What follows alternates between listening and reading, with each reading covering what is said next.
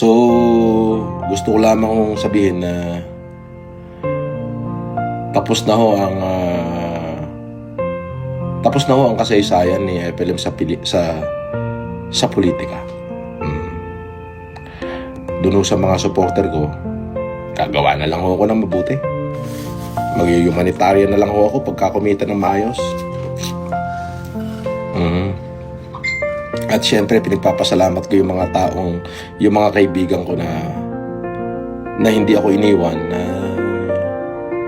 nandun sila at binigyan ako ng pagkakataon para makabangon.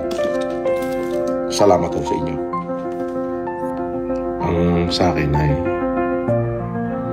focus na lang muna ako sa anak buhay at para sa kanila. Pero wag ko kayo mag-alala, hindi ko kayo bibiguin. Lahat ho ng ating mga humanitarian na gagawin ay itutuloy naman ho natin.